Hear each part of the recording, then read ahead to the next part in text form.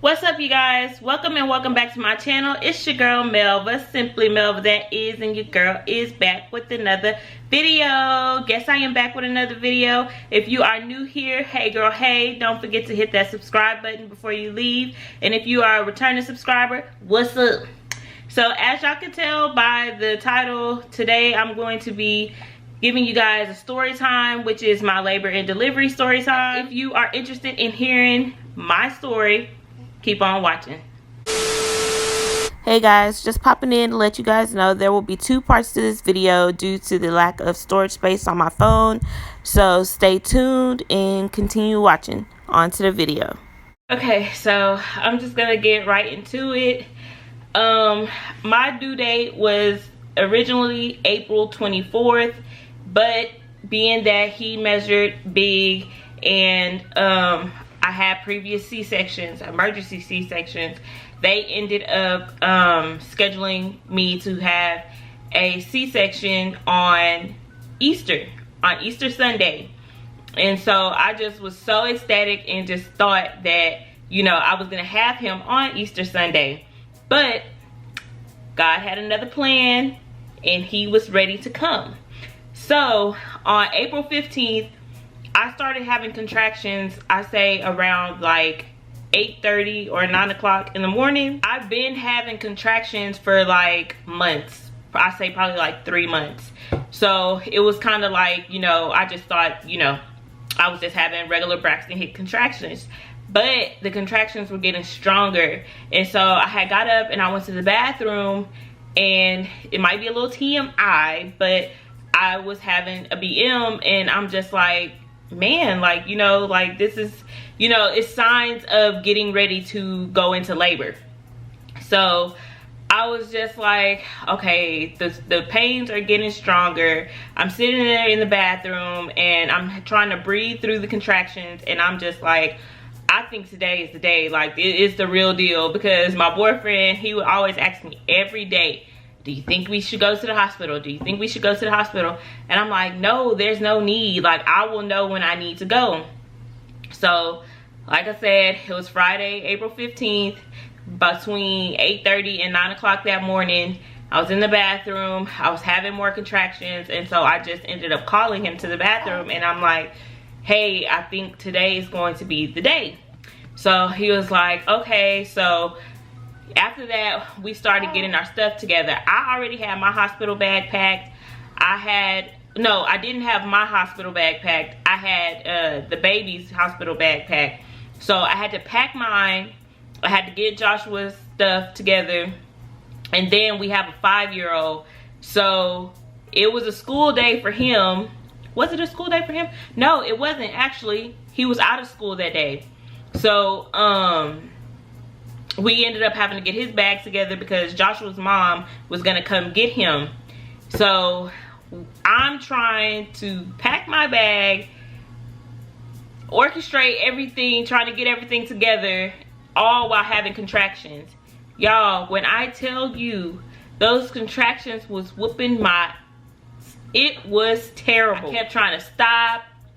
I kept trying to breathe and trying to get everything together all at the same time. So that was just like one job in itself. So Joshua's cousin ended up coming over. Shout out to Tara. She ended up coming over and she walked me to the car. And in the midst of that, our car, at the time, our car was just not a reliable car, put it that way. We were having problems with it. It kept breaking down. Like, it had an oil leak, all that stuff. So keep that in mind as we're trying to get ready to go. I was going to originally rent a car so that I know that we could have got, you know, to and from the hospital safe, because mind you, I was supposed to deliver at a hospital in Galveston. Yes, in Galveston, Texas. I live in Houston, and Galveston is like an hour and some change away. We ended up getting into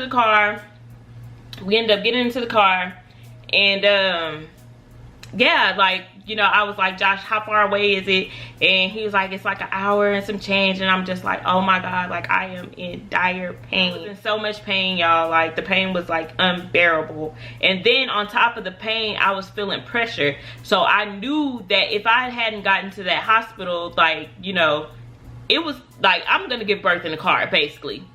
So we get on the highway.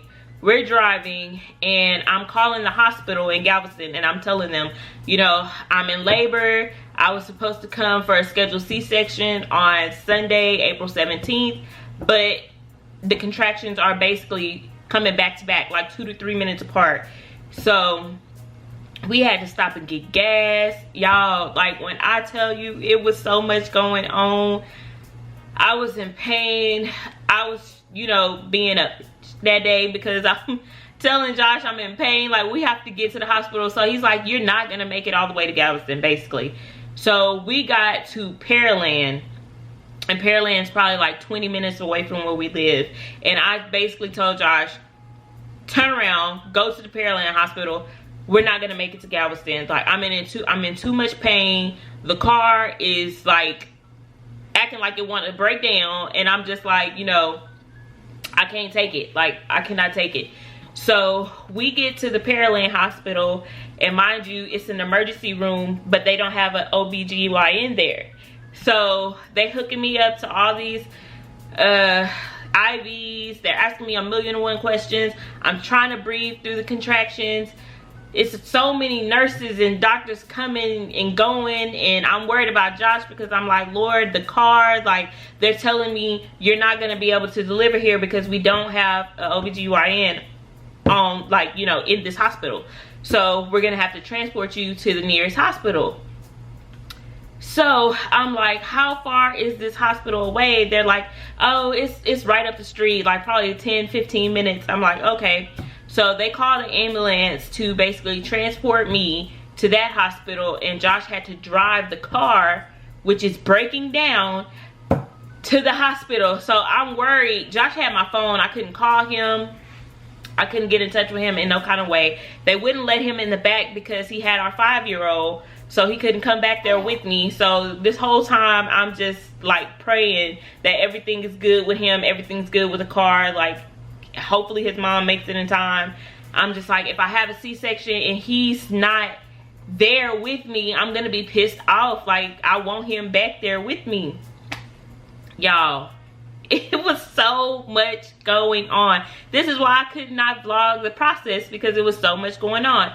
So fast forward, I get to the hospital that they transported me to. The paramedics were arguing with each other because they didn't know which way to go to get to labor and delivery. They took me up on the elevator. All of this time, I am in active labor. You hear me? Active labor. I am in pain, excruciating pain. At this point, I'm not having a break in between the contractions. It's just straight pain. So they take me upstairs in the elevator, get up there, the doors are locked. They have to turn around and take me back downstairs to try to find somebody to point them in the right direction to the labor and delivery.